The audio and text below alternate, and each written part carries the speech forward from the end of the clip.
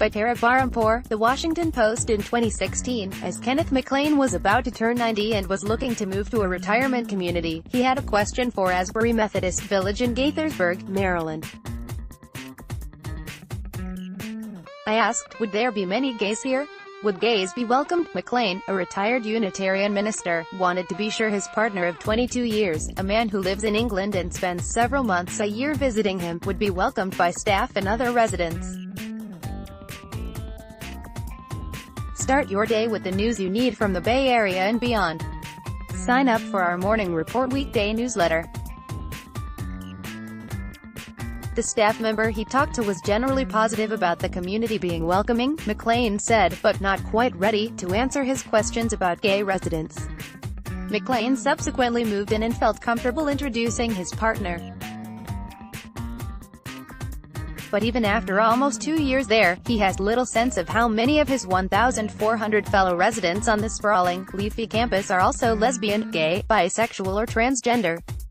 That could soon change. Last month, Asbury became the first facility in the Washington, D.C. region to receive LGBT-friendly certification from Sage Care, a program run by Sage, a national advocacy organization for older LGBT people. The certification program began 2 years ago to address the needs of the aging Stonewall generation, LGBT people who were at the forefront of the national battles for equality and acceptance in the 20th century. An estimated 2.7 million Americans 50 or older identify as LGBT, and that number is projected to exceed 5 million by 2060, according to a study by the University of Washington. As they age, it is not always easy to find facilities where they are comfortable being out. While a few cater primarily to an LGBT clientele, the vast majority of older LGBT people will live in facilities that serve the general population, according to Sage. Many worry that their peers, raised in an era when homosexuality was seen as criminal or deviant behavior, will not be welcoming or that they will face hostility from staff. A 2015 report from the advocacy group Justice in Aging found that over 3/4 of older LGBT people thought their peers could not be open with the staff of a nursing home or assisted living facility about their sexual orientation or gender identity. The Sage Care certification aims to address this, and so far, close to 300 providers in 45 states have received it.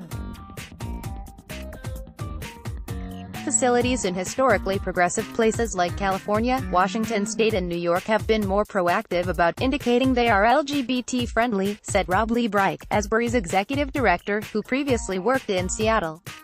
But the Washington, D.C. metro area has been slower to adapt, and local LGBT people have worried they would have to go back into the closet or risk being mistreated.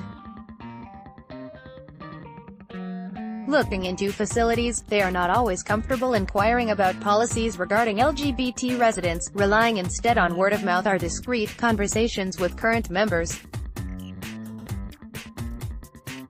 Arriving a year and a half ago, Lee Bright decided the 92-year-old Asbury should make a more concerted effort to reach out. We hadn't been serving them as intentionally as we could, he said. So far, Asbury has trained 25% of its staff on cultural competency. By August, it plans to have 80% trained, including executives who will receive 4 hours of intensive education, qualifying it for Sage Care's highest level of certification. Along with the Sage Care training, the facility started an LGBT task force in March charged with coming up with ways to engage residents on the subject. These have included showing the documentary, Jen Silent, about challenges faced by older LGBT people, to residents and associates, and advertising in a local guide focused on LGBT people. Signaling that a facility is LGBT-friendly is not always a simple process. Unlike MacLean, many potential residents don't inquire about it directly, and intake forms at Asbury don't ask about a person's sexual identity. This month, the facility announced its Sage Care certification on its website, but other than that, there are few overt indicators that it welcomes LGBT residents. But staff members are implementing the lessons learned from their training, such as employing subtle language cues to help LGBT people feel welcome. For example, instead of describing an event as Family Day, the phrase "all families welcome" is more all-encompassing, said Susan Groen, who is Asbury's Family and Outreach Coordinator. Similarly, she said, instead of asking someone, "Tell me about your family," you could say, "Tell me about the important people in your life." The training also teaches staff not to gloss over people's concerns about discrimination. For example, if a potential resident says she wasn't sure whether she should bring her partner to the facility, the initial response might be, "Oh, why would you think that?" Of course, you would be welcome, Groen-Huys said. But it's better to be more sensitive, to say, "Oh, I understand why you might have been concerned, but we're very welcoming toward LGBT people, and we would welcome you to our community." Staff are also trained in how to navigate terminology. Quote, "Queer may be okay for some, but for older people, it might come with some stigma and negativity," Groen-Huys said, adding that it's best to take cues from the residents' own language during a conversation. Since Asbury received Sage Care training, several other local facilities have begun working towards certification. What we often see in states and regions is that once the first retirement community steps forward, then many others will follow suit, said Michael Adams, Sage's chief executive. This is an important first step to bringing the region up to par. Facilities that have received the training say it has made a difference. The New Jewish Home, a facility on New York City's Upper West Side with over 500 residents, began working with Sage before it started offering the credential. While there were always LGBT residents, it is now taking a more active approach to making them feel comfortable, said Rabbi Jonathan Malamy, its director of spiritual care and religious life and a co-chair of its LGBT Welcoming Initiative. There are now rainbow flag decals on the front door and on the doors of key administrative offices, and some staff members wear rainbow pins on their ID badges. The onus is on the institution to anticipate and allay the anxiety and fear, to say, "You're welcome, if you want to share this, we're ready for you," Malamy said. "Since receiving the training, I think we are freer about the conversations, and they are less fraught. I think the difference now is this is part of our mandate and our responsibility, and we shouldn't rely on other people to step up and start the conversation." Green Hill, a 175-resident continuing care facility in West Orange, New Jersey, that received Sage Care certification 2 years ago, has a section on its website devoted to LGBT issues and a non-discrimination notice in the lobby. Last month, it raised a rainbow flag for the first time. While many residents applauded such moves, some did not. There have been, with some older residents, 1 or 2 mentions of discomfort that their whole home environment is going to be changed, said Amy Simon, a spokeswoman and LGBT Senior Housing and Care Program Director there.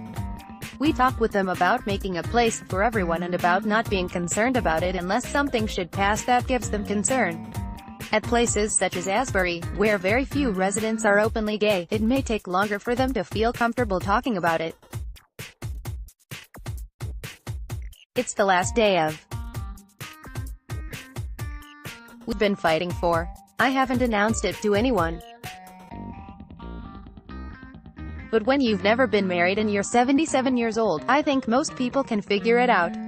Alice Wong, 75, a retired federal civil servant, is an active member of PFLAG, an organization for parents of LGBT people. When she moved to Asbury 4 years ago, she wondered whether her daughter Ellen, a lesbian, would be accepted there. "I didn't ask about it, but I did worry about it. I assumed that coming from New York, I was moving into a much more conservative area," she said. "It wasn't part of my looking, whether it was gay-friendly. I sort of assumed it wouldn't be." Wong said she has never encountered any negative feedback about her daughter.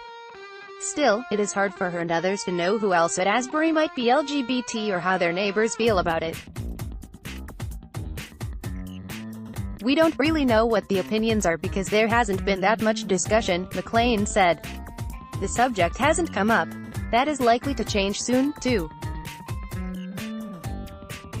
A group that runs a resident lecture series is planning a panel discussion on LGBT issues in October that will include Wong.